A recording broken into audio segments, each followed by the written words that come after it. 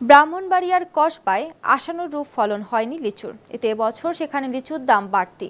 চাষিরা বলেছেন, বৃষ্টি কম হওয়া এবং লিচুর মুকুল ঝরে পড়ায় এবার ফলন কম হয়েছে। প্রতিকূল আবহাওয়ায় ফলন কম হয়েছে বলে জানালেন কৃষি কর্মকর্তারাও। সাইদুল ইসলামের প্রতিবেদনে বিস্তারিত। গ্রীষ্মকালীন একটি সুস্বাদু ও জনপ্রিয় ফল লিচু। বাংলাদেশের বিভিন্ন অঞ্চলে মে ও জুন মাসে এর ফলন হয়ে থাকে। মিষ্টি স্বাদ, রসালো ভাব এবং পুষ্টিগুণের কারণে এই ফলের কদর দেশ জুড়েই। সাধারণত সঠিক আবহাওয়া ও পরিচর্যার মাধ্যমে লিচুর ভালো ফলন নিশ্চিত হয়। তবে এবার ব্রাহ্মণবাড়িয়া জেলার কসবা উপজেলার কৃষকদের মুখে দেখা দিয়েছে হতাশার ছায়া। এবছর বোম্বাই, পাটনাই ও চায়না 3 জাতের লিচু চাষ হয়েছে ব্রাহ্মণবাড়িয়ার কসবায়। তবে সিজনের শুরুতেই লিচুর মুকুল ঝরে গিয়েছিল, যে কারণে এবছর আশানুরূপ ফলন পাননি এই উপজেলার চাষিরা।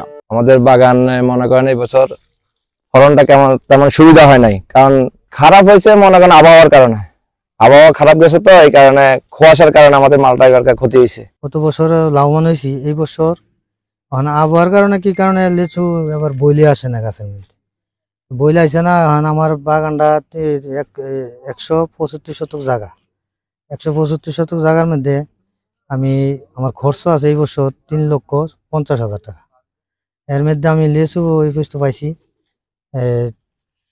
18,000 লিচু পাইছি আজকে পর্যন্ত। আর বোধহয় মনে হয় 18,000 লিচু পাই কিনা সন্দেহ আছে। এই বছর আমার পুরোটাই লস হিসাব করলে।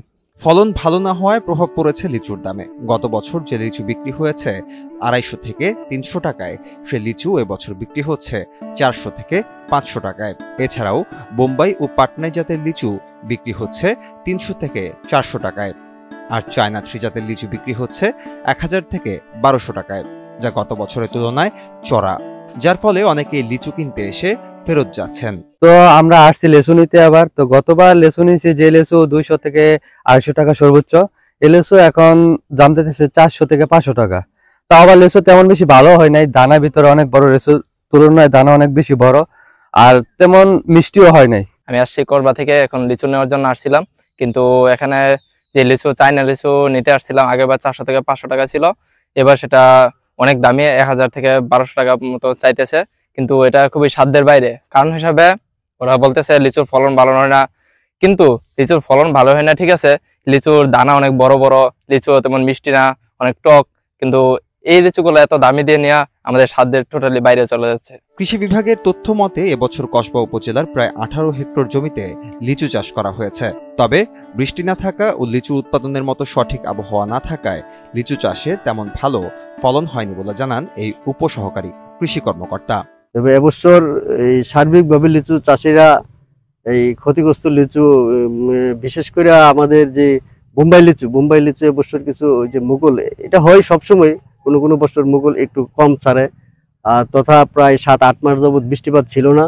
আমরা মনে করছি এই বৃষ্টিপাত না থাকার কারণে এই রসের অভাবে অনেক মুকুল কম দিয়েছে, চাষিরও ক্ষতিগ্রস্ত।